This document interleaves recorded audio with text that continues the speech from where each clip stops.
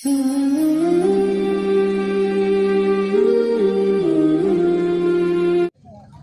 عورت ہے جس کے پیٹ میں بچہ ہے اور آپ نے اس کو طلاق دے رکھی ہے، یا بچہ پیدا ہو چکا ہے اور وہ اپنی ماں کا دودھ پی رہا ہے اور آپ نے ایسی حالت میں اس کو طلاق دے دی ہے، تو ادھر بھی قرآن ایک حکم نافذ کر رہا ہے، وَعَلَى الْمَوْلُودِ لَهُ رِزْقُهُنَّ وَكِسْوَتُهُنَّ، اور لڑکے کے باپ کے اوپر یہ ضروری ہے، کیا ضروری ہے؟ جس کا لڑکا ہے یعنی باپ کے لیے جس نے طلاق دے دی ہے، کہ جب تک وہ بچہ اپنی ماں کا دودھ پی رہا ہے، رزقهن وکسوتهن بالمعروف، اس عورت کا رزق یعنی اس عورت کا کھانا پانی اور اس کا کپڑا یہ باپ کی ذمہ داری ہے، یہ مرد کی ذمہ داری ہے کہ وہ اس عورت کو دے گا جس کے پاس بچہ ہے، اور اگر وہ دودھ پلا رہی ہے تو دودھ پلانے کا خرچہ بھی دے گا۔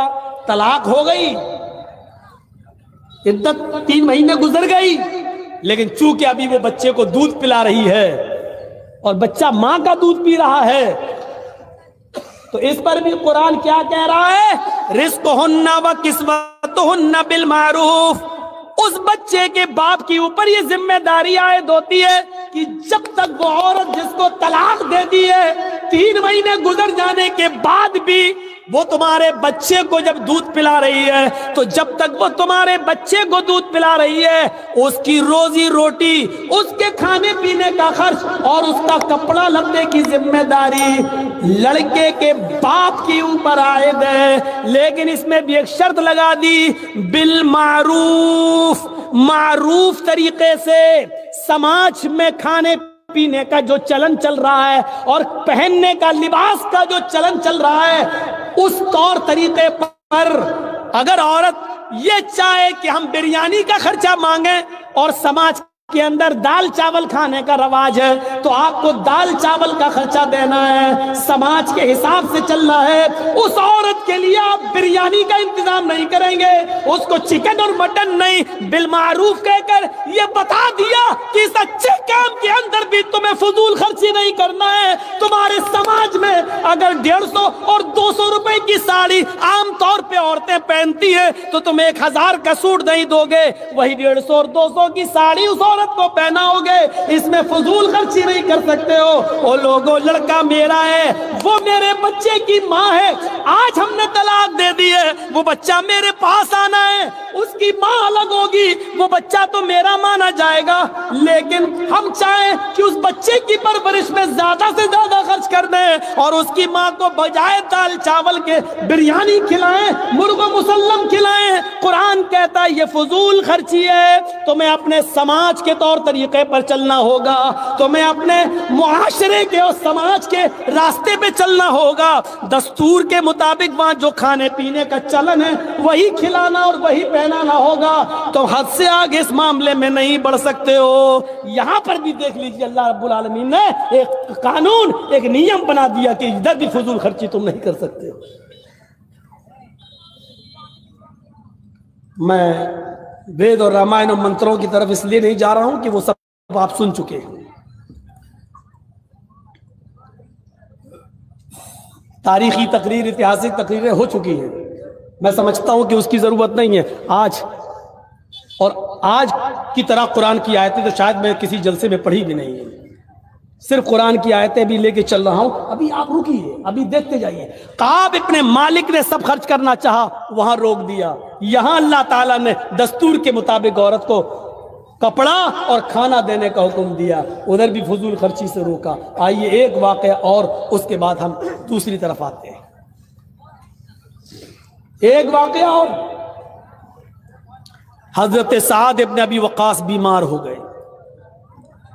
بخاری اٹھائیے، حضرت سعد ابن ابی وقاص بیمار ہوئے، اللہ کے رسول کو پتا چلا کہ حضرت سعد کی طبیعت خراب ہو گئی، اللہ کے رسول ان کی عیادت کے لیے ان کے گھر گئے۔ اے ہائے، اس واقعے سے تو آنکھیں پھٹی کی پھٹی رہ جائیں گی۔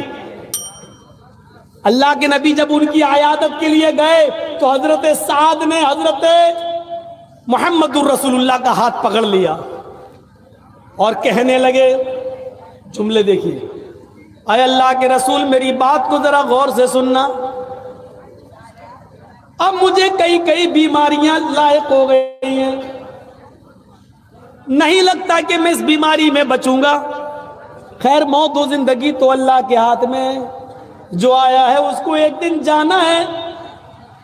اللہ کے نبی کہتے ہیں سعد تم جو کچھ بھی بول رہے ہو اس میں کچھ بھی جھوٹ نہیں ہے، جو آیا ہے اس کو جانا ہے۔ تم کہہ رہے ہو کہ اس بیماری میں اب مجھے بچنے کی امید کم ہے، تو امیدیں دنیا لگاتی ہے، شفا دینے والا اللہ ہے، جب وہ تمہیں شفا دینا چاہے گا تو شفا دے دے گا، اور جب اپنے پاس بلانا چاہے گا تو ہماری دعائیں بھی تمہارے کوئی کام نہ آئیں گی۔ اے سعد تم کچھ اور بات کرنا چاہتے ہو تو بتاؤ۔ ہاں اے اللہ کے نبی موت و زندگی کا تو کوئی بھروسہ نہیں، لیکن آج مجھے ایک بات کہنی ہے۔ اے اللہ کے نبی میری ایک بیٹی ہے، بس صرف میری ایک بیٹی ہے، میں اس کی شادی سے فارغ ہو چکا ہوں، وہ بھی پرائے گھر کی ہو چکی ہے، وہ بھی شوہر والی ہے، اس کے بھی بچے ہیں، وہ اپنے سسرال جا چکی ہے، وہ اپنے شوہر کے پاس خوش ہے۔ اے اللہ کے رسول میرے پاس میرا ایک یہ مکان ہے، ایک اور مکان ہے، میرے پاس 2-3 باغات بھی ہیں، میرے پاس اس کے علاوہ بھی کوئی ملکیت ہے، میں چاہتا ہوں کہ میری بیٹی کا تو نکاح ہو گیا ہے، اب تو کوئی ہے نہیں، اس لیے میں چاہتا ہوں کہ انتقال سے پہلے میں سارا کا سارا اپنے گھر اور اپنے مکان اور اپنی ملکیت اور اپنی پراپرٹی زمین و جائیداد اللہ کے نام پہ خرچ کر دوں، فی سبیل اللہ لٹا دوں، سب صدقہ کر دوں۔ اے اللہ کے نبی کیسا رہے گا؟ اگر یہ صحیح ہے تو میں آپ کو دے دیتا ہوں، آپ اس کو دینی کام میں جہاں لگانا چاہیں لگا دیں۔ اللہ کے نبی فرماتے ہیں ایسا تم ایسا ہرگز نہیں کر سکتے، بخاری کے الفاظ پر غور کرنا، ایسا تم ایسا ہرگز نہیں کر سکتے۔ کہا اللہ کے نبی میں چاہتا ہوں کہ اپنی زندگی میں کچھ نہ کچھ صدقہ کر لوں، کیا میں سارا کا سارا نہیں دے سکتا؟ اللہ کے نبی فرماتے ہیں نہیں، ایسا تم سارا کا سارا نہیں دے سکتے۔ تو کہا ٹھیک ہے اے اللہ کے نبی تو میں اپنے گھر مکان ملکیت زمین و جائیداد کے 3 حصے کر لیتا ہوں۔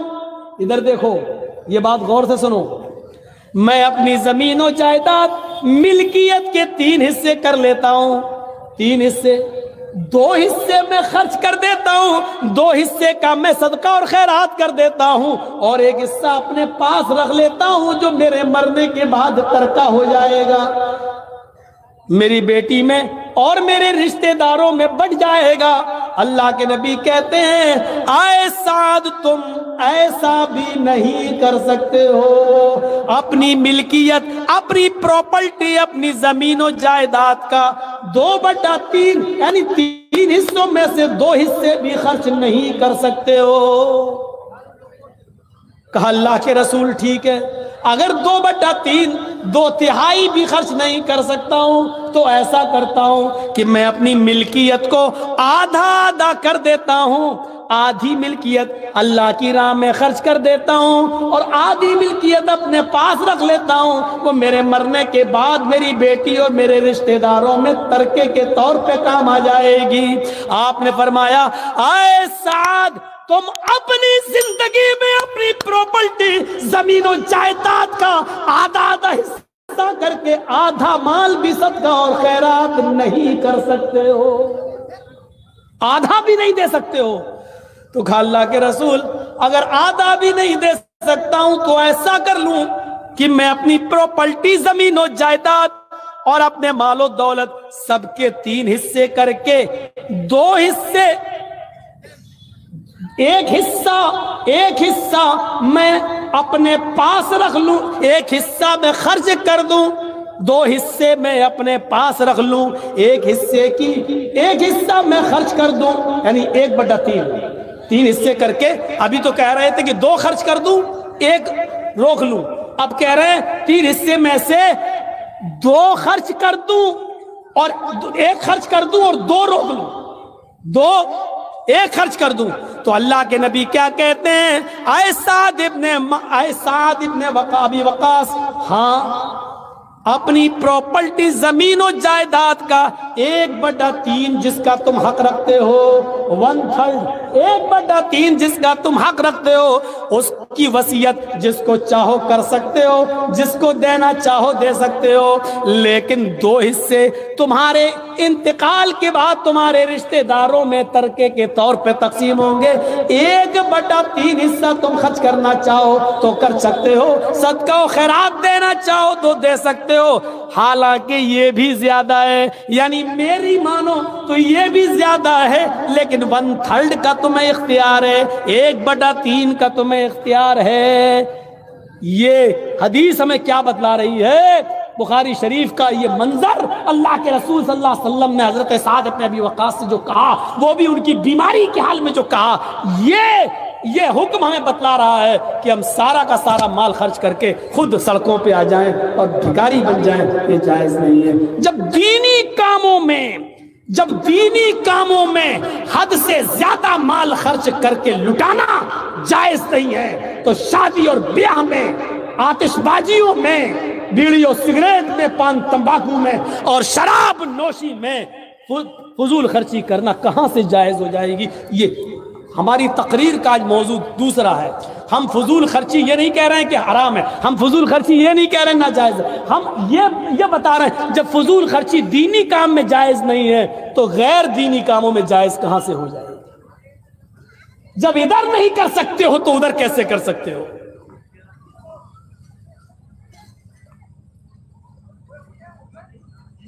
یہ ذہن اپنا بنائیے، کھانے میں، پینے میں، چلنے میں، پھرنے میں، بولنے میں اعتدال، بیچ کا راستہ اختیار ہونا چاہیے، بیچ کا راستہ۔ ارے عبادت میں فضول خرچی جائز نہیں ہے، عبادت میں اللہ کے نبی صلی اللہ علیہ وسلم نے بتا دیا، حدیثوں کی کتابیں پڑھ جائیے، جب وضو بنانے بیٹھو تو کتنے پانی سے وضو بنا سکتے ہو، غسل کرنے بیٹھو تو کتنے پانی سے غسل کر سکتے ہو، اللہ کے رسول غسل میں کتنا پانی استعمال کرتے تھے، سب یہ چھوٹی چھوٹی حدیث کی کتاب بلوغ المرام میں آپ کو مل جائے گا پورا کا پورا طریقہ۔ آپ کتنے پانی سے وضو بنا لیتے تھے، آپ کو پورا کا پورا طریقہ مل جائے گا۔ لیجئے 2 مد پانی سے آپ وضو بنا لیتے تھے، 2 مد کتنا ہوتا معلوم ہے آپ کو؟ 4 مد کا 1 سا، 4 مد کا 1 سا، 1 سا کتنا ہوتا ہے؟ پونے تین سیر، یعنی 2.5 کلو، 2.5 کلو، 4 مد کا 1 سا یعنی 2.5 کلو کا 1 سا، اور اللہ کے رسول 4 مد نہیں 2 مد یعنی 2.5 کلو سے آدھا کر دو کتنا ہوا؟ 1.25 لیٹر پانی سے وضو بنا لیتے تھے، اور پھر آپ کہتے تھے پانی بچاؤ، پانی میں فضول خرچی مت کرو۔ اب آپ اندازہ لگائیے، جب نماز کے لیے وضو شرط ہے اور وضو میں بھی 1.25 کلو پانی سے زیادہ اللہ کے رسول خرچ نہیں کر رہے ہیں، جب 1.25 کلو پانی سے زیادہ خرچ کرنے کو فضول خرچی میں شمار کیا جا رہا ہے، وہ بھی نماز کے لیے، تو ہمیں بیڑی، سگریٹ، شراب اور پان تمباکو میں پیسہ خرچ کرنے کی اجازت کون سی شریعت دیتی ہے؟ کون سا سماج دیتا ہے؟ کون سی سوسائٹی دیتی ہے؟ شادی میں 15، 20 اور 50 آدمی سے زیادہ 200 آدمیوں کی بارات کون سی شریعت ہمیں اجازت دیتی ہے؟ مہمانوں کے لیے بکرے، قورمے، مچھلی، فرائی اور شاہی پنیر اور سبزی کے آئٹم الگ 20 قسم کے آئٹم بنانے کی کون سی شریعت اجازت دیتی ہے؟ کہاں سے ہم نے لیا ہے یہ سب؟ جب وضو کے اندر پانی کو زیادہ خرچ نہیں کیا جا سکتا، شادی، اوفو کتنی بار سنا ہوگا یہ واقعہ. اللہ کے رسول صلی اللہ علیہ وسلم کے پاس، نبی اکرم کے پاس ایک عورت آتی ہے، ایک عورت، کتنی بار یہ واقعہ سنا ہوگا، اور آ کر کہتی ہے اللہ کے رسول میں اپنے آپ کو ہبہ کر رہی ہوں، میں اپنے نفس کی مالک آپ کو بنا رہی ہوں، میں آپ سے نکاح کرنا چاہتی ہوں. اللہ کے رسول نے اس کو ایک نظر دیکھا، اور نظر دیکھنے کے بعد آپ نے نظر نیچی کر لی اور فرمایا اے عورت، اب مجھے عورتوں میں کوئی رغبت نہ رہی، اب مجھے کسی عورت کی ضرورت نہیں، یعنی اب مجھے شادی کی کوئی ضرورت اور حاجت نہیں. وہ عورت وہی بیٹھ گئی کہ شاید ابھی اللہ کے رسول ہمارے لیے کوئی فیصلہ کریں گے. وہی ایک صحابی بیٹھے تھے، کہا اللہ کے رسول اگر آپ نہیں کرنا چاہتے ہیں تو میں نکاح کا خواہش مند ہوں، میرے ساتھ نکاح کر دیجئے. اوئے ہوئے ذرا دیکھیے تو صحیح. اللہ کے نبی صلی اللہ علیہ وسلم فرماتے ہیں تم نکاح کرنا چاہتے ہو؟ کہاں. اس عورت سے پوچھا کہ یہ چاہتے ہیں؟ تو کہا اللہ کے رسول اگر آپ نہیں کرنا چاہتے تو ان کے ساتھ کر دیجئے. تو آپ نے اس صحابی کو اپنے قریب بلایا. بخاری کے الفاظ دیکھیے، آپ نے فرمایا کیا آپ اپنی بیوی کو مہر میں کچھ دے سکتے ہو؟ ضروری ہے مہر. جس چیز کی سب سے زیادہ ضرورت ہونی چاہیے سماج و سوسائٹی میں، نکاح کے وقت ایک قاضی کو، نکاح پڑھانے والے کو پوچھنا چاہیے کہ آپ اپنی بیوی کو مہر کتنا دے رہے ہو.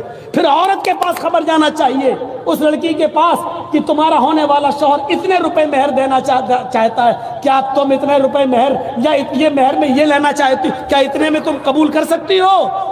لڑکی اور لڑکے دونوں کی رضامندی پر، اور جتنا پر طے ہو جائے وہی شرعی مہر ہے. لڑکی لڑکے کی حیثیت سے زیادہ نہیں مانگ سکتی ہے، اور لڑکا بھی اپنی حیثیت سے بہت کم کرنا چاہے تو وہ بھی اس کے لیے صحیح نہیں، اپنی حیثیت کے مطابق دے.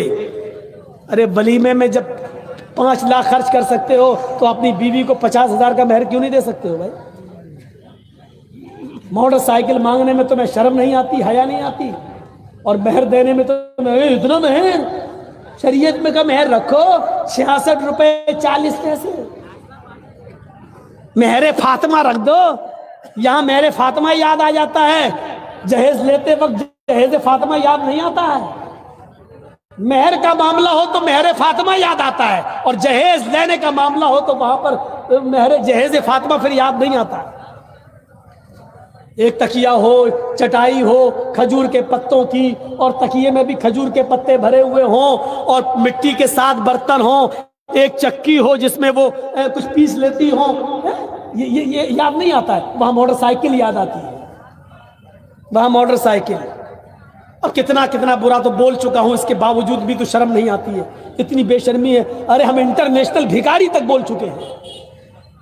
موٹر سائیکل مانگنے والے کو انٹرنیشنل بھکاری کا خطاب بھی ہم دے چکے ہیں.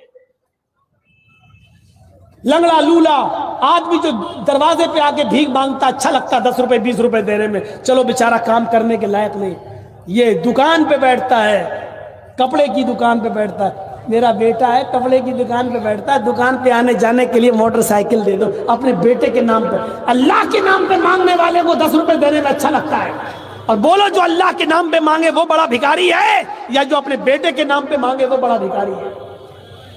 کعبے کے رب کی قسم کھا کے کہتا ہوں، میں اللہ کی قسم کھا کے کہتا ہوں، ہماری نظر میں 10-20 روپے والا بھکاری اتنا بڑا نہیں ہے. اللہ کی قسم یہ انٹرنیشنل بھکاری ہے جو اپنے بیٹے کے نام پہ موٹر سائیکل مانگتا ہے.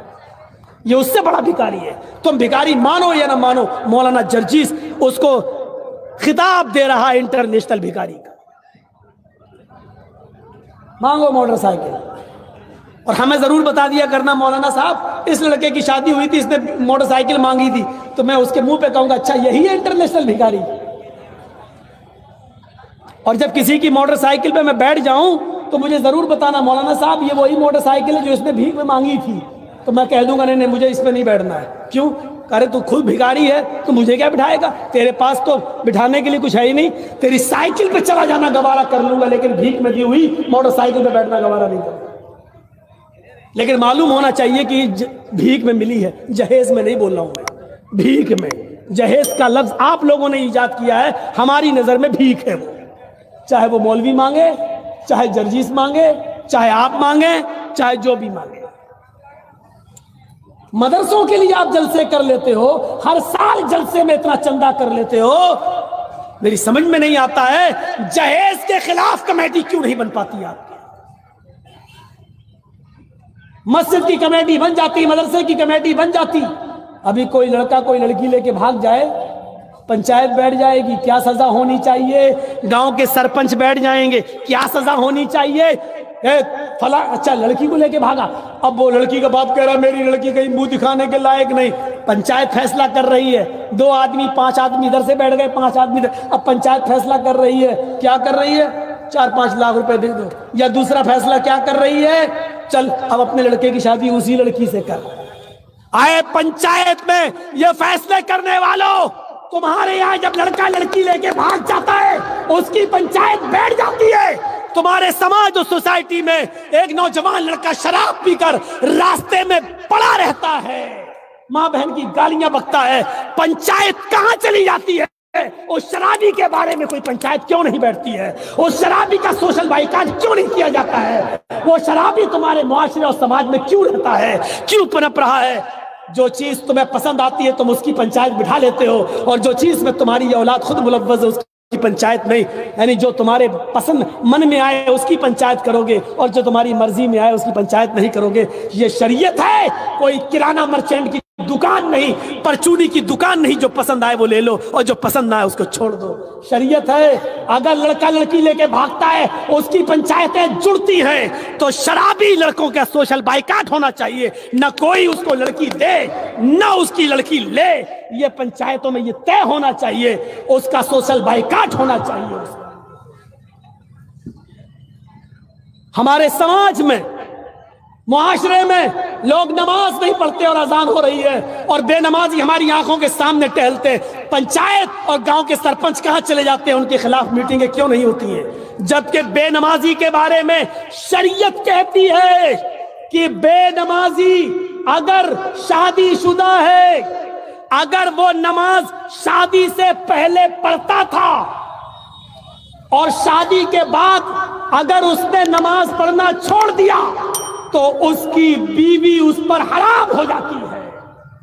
شریعت کہتی ہے کہ یہ نکاح باطل ہو جاتا ہے، وہ طلاق دے یا نہ دے، عورت کسی نمازی عورت کے آدمی کے ساتھ نکاح کر سکتی ہے۔ جہاں شریعت یہ حکم دیتی ہے اس کے لیے کوئی پنچایتیں آپ نہیں بٹھاتے ہو، لڑکا لڑکی لے کے بھاگ جائے تو پنچایتیں بیٹھ رہی ہیں، شرابیوں کے خلاف کوئی پنچایت نہیں بیٹھ رہی ہے۔ کہاں چلا گیا ہمارا سماج؟